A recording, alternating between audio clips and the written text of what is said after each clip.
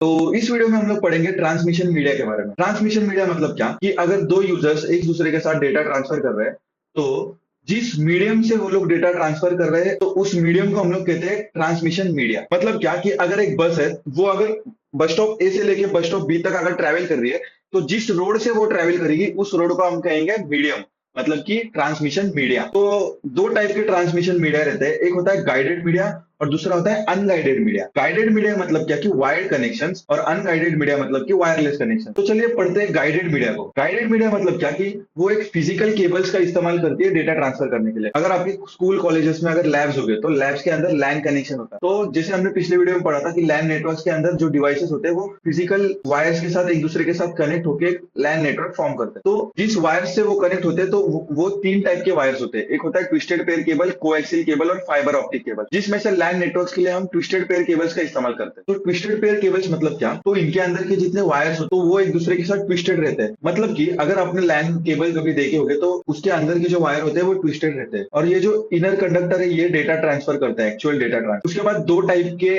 Twisted pair cable आता है, एक आता है अनशील्डेड, दूसरा आता है शील्डेड। तो इन दोनों में डिफरेंस इतना है कि शील्डेड के अंदर एक एक्स्ट्रा लेयर आती है, मेटल की लेयर, जो कि प्रोटेक्ट करती है। तो इन दोनों को अगर कंपेयर किया जाए तो अनशील्डेड के अंदर एक ड्रॉबैक क्या है कि कहीं से अगर वायर कट जाए तो फिर ये जो है डेटा ट्रांसफर करना बंद कर देता है। और शील्डेड के अंदर एक मेटेलिक शील्ड होने के कारण इसको टूटना बहुत रेयर होता है, मतलब कि कभी कभार टूट जाता है। तो ये जो मेटेलिक शील्ड है इसका और एक इस्तेमाल, तो ये क्या करता है कि इलेक्ट्रोमैग्नेटिक इंटरफेरेंस को रिड्यूस करता है, मतलब कि तो जो भी इलेक्ट्रोमैग्नेटिक वेव्स आते हैं तो इन सबको इससे प्रोटेक्ट करता है। तो इसके बाद हम लोग सभी वायर्स को कंपेयर करेंगे तीन पैरामीटर्स के साथ। पहला आता है बैंडविड्थ, उसके बाद आता है डेटा रेट, उसके बाद आता है कॉस्ट। बैंडविड्थ मतलब क्या कि कितना अमाउंट ऑफ डेटा ट्रांसफर हो रहा है। डेटा रेट के अंदर क्या कि कितना अमाउंट ऑफ डेटा कितने टाइम में ट्रांसफर हो रहा है।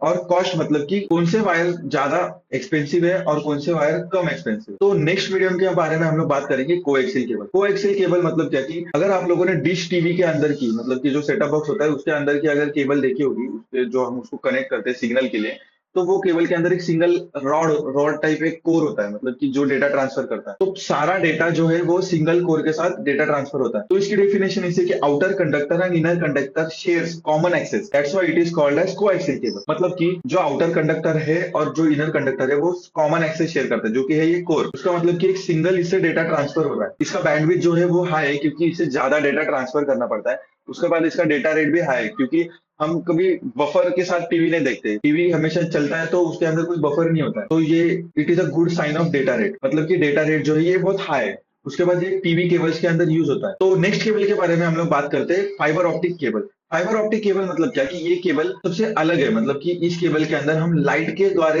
डेटा ट्रांसफर करते हैं। लाइट के द्वारा मतलब क्या कि इसके अंदर एक ग्लास कोर होती है, तो वो ग्लास कोर क्या करता है कि एक एंड से लेकर दूसरे एंड तक एक लाइट ट्रांसफर करता है, मतलब कि लाइट के जरिए डेटा ट्रांसफर करता है। तो अगर इसकी डेफिनेशन हम पढ़ा जाए तो fibre optic cable is made up of glass material, मतलब कि इसका जो इनर कोर होता है वो ग्लास मटेरियल से बनाया जाता है। It carries data by light source through glass core, मतलब कि जैसे मैंने बताया कि जो अंदर का जो ग्लास कोर होता है वो एक लाइट के जरिए डेटा ट्रांसफर करता है। उसके बाद इसके अंदर एक ग्लास क्लैडिंग होती है जो कि वॉल की तरह यूज करती है, मतलब कि सिमिलरली सपोज यहाँ से अगर डेटा ट्रांसफर हुआ तो फिर ये इस वॉल को टकरा के फिर से इस वॉल को टकरा के ये एक प्रॉपर वे के अंदर एंड तक चला जाता है लाइट। अगर हम ये वॉल हटा दे, मतलब कि ये जो ग्लास की क्लैडिंग ये हटा दे, तो फिर उसके बाद डेटा जो है वो डेटा लॉस ज्यादा होने लगता है। तो इस वायर के अंदर क्या होता है कि अगर इसकी आउटर जो जैकेट है, मतलब कि ये अगर छिल जाए कहीं से तो उसके बाद इसका डेटा लॉस ज्यादा होने लगता है। उसके बाद protective covering is used to protect data from external environment. जैसे मैंने बताया कि जो इसका जो एक्सटर्नल प्रोटेक्टिंग कवर है, जैसे कि ये और ये, तो ये क्या करता है कि एक्सटर्नल एनवायरमेंट से इसको बचाता है। इसकी जो बैंडविड्थ है ये ज्यादा हाई है क्योंकि एक लाइट के द्वारा डेटा ट्रांसफर करता है। हम लोगों को पता है कि light is the fastest source. उसके बाद आता है कि इसका जो डेटा रेट है ये भी बहुत ज्यादा हाई है। उसके बाद इसकी कॉस्ट है ये ज्यादा कॉस्टली है क्योंकि इसे अफोर्ड करना थोड़ा सा ज्यादा एक्सपेंसिव हो जाता है और ये ज्यादातर रिमोट सेंसिंग डिवाइसेस के अंदर यूज होता है। तो इसके दो टाइप के मोड है, एक है सिंगल मोड और एक है मल्टी मोड। तो सिंगल मोड के अंदर क्या होता है कि एक सिंगल डेटा ट्रांसफर होता है और मल्टी मोड के अंदर क्या होता है कि मल्टीपल डेटा ट्रांसफर होता है। तो अगर आप लोगों को ये समझ आया होगा कि